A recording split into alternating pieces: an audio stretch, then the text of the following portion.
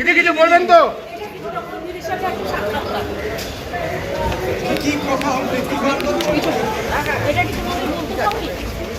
আলোচনা হয় সেটা কি আপনারা কখনো আপনাদের এডিটোরিয়াল মিটিং এর কথা বলেন? কিছুই না, দলটাকে শক্তিশালী করা, সবাই একসাথে কাজ করা, দুটো সিটি আমাদের জিততে হবে, ভালো করে কাজ করতে হবে। দিদি রাজনাথ সিং আজকে মালদায় এসেছিল। দেখি পিছন দেখে দেখি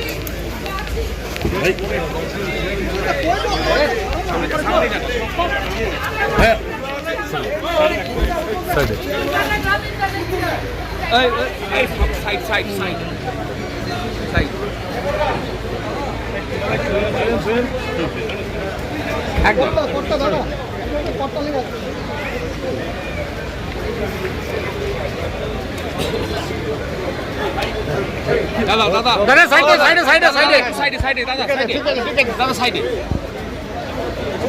এত কাছে থেকে কোনোদিনও দেখিনি। রবীন্দ্রকে ধরতে হবে। সরে যান না, গাড়িটা আসছে, সরে যান। আমাদের মিটিংটা শেষ হয়ে গেছে। কোন জায়গাটা গাড়ি? এই যে পার্কে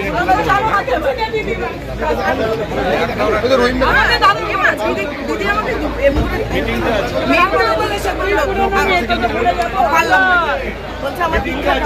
এই বাপ্পা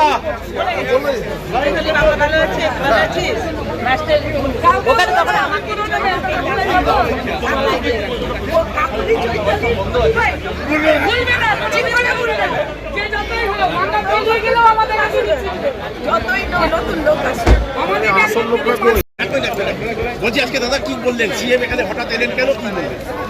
আমাদের আগে থেকে নির্বাচনী যে কমিটি আছে উত্তর মালদা এবং দক্ষিণ মালদা, সেই নির্বাচনী কমিটির সভা ডাকা ছিল এখানে।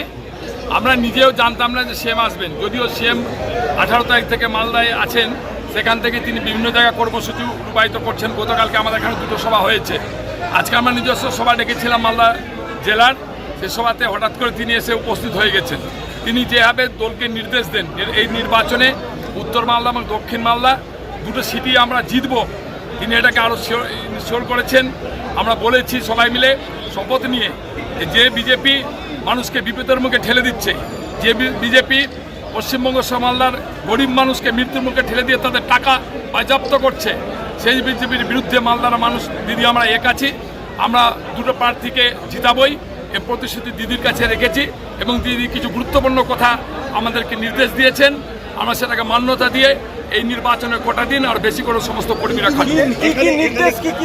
না, আমাদেরকে দিদি বলেছেন, গুরুত্বপূর্ণ কিছু কথা বলেছেন, সে নির্দেশ আপনাদের সামনে বলেন। দলীয় কথা নির্দেশটা কড়া বার্তা হয় না, নির্দেশটা আপনি বলতে পারি আমার সিনিয়র যে থাকবে তাকে নির্দেশ দিতে পারে। একজন টিচার একজন ছাত্রকে কি নির্দেশ দিবে? তাকে ভালো করে চলার নির্দেশ দিবে। এখানে নরমের কি আছে? একজোটের কথা বলেননি, আপনাকে শুনতে পেয়েছেন যে একজন তিনি বলেছেন দলীয়ভাবে কিছু নির্দেশ দিয়েছেন, সেটা আমরা পালন তো করছি।